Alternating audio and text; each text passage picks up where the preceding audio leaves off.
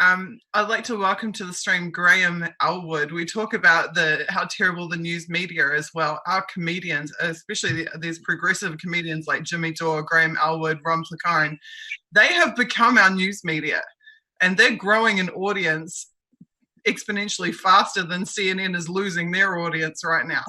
So welcome, Graham. Thank you for again being here with us.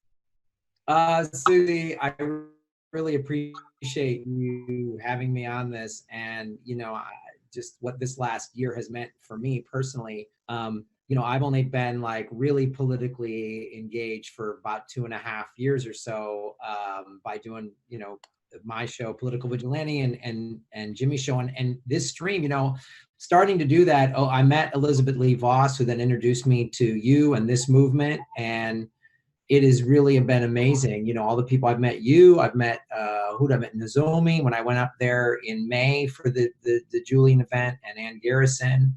I spoke with Ray McGovern on this.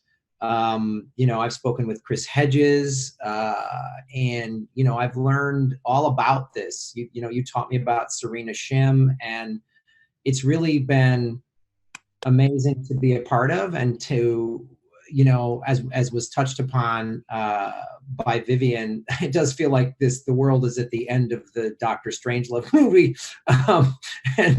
but also just the wide, everybody of all these different political and ideological backgrounds coming together on this single issue is really powerful, and you see it, and the fact that people are taking to the streets in London and getting involved. I mean, I think while it seems very dire in certain ways, I'm cautiously optimistic because I see all of these people getting involved, and I see everybody waking up.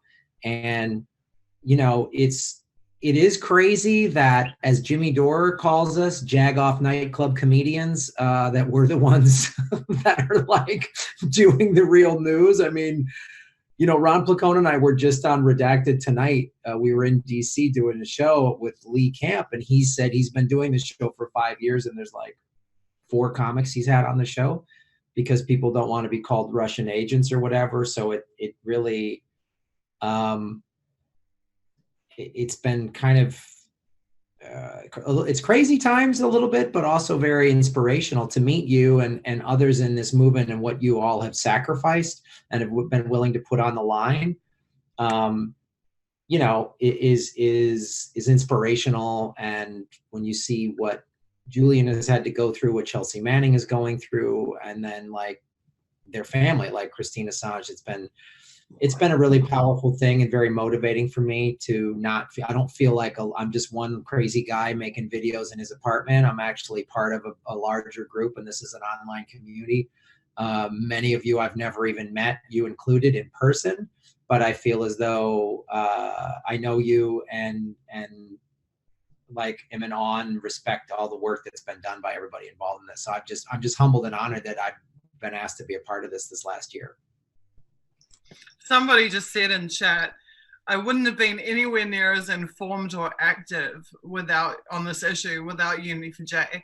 And then somebody else just said, me neither. I wouldn't have been either. And it's that kind of feedback that just blows my mind, because that was what it was all about.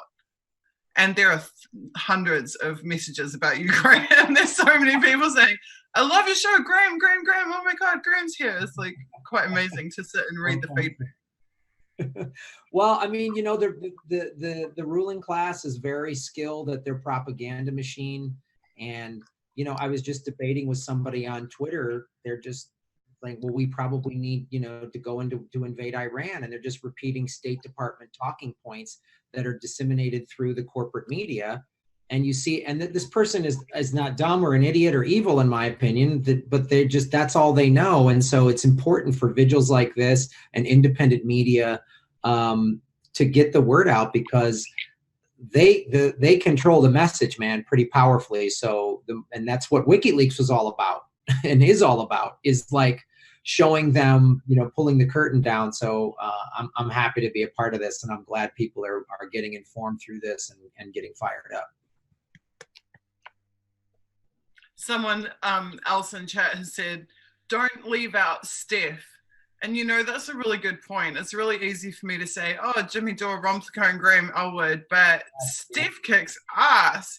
Steph, it's pretty clear to me, you know, I don't know them in real life as such, but I've seen enough to know that Steph is the engine that's making a lot of that ship run.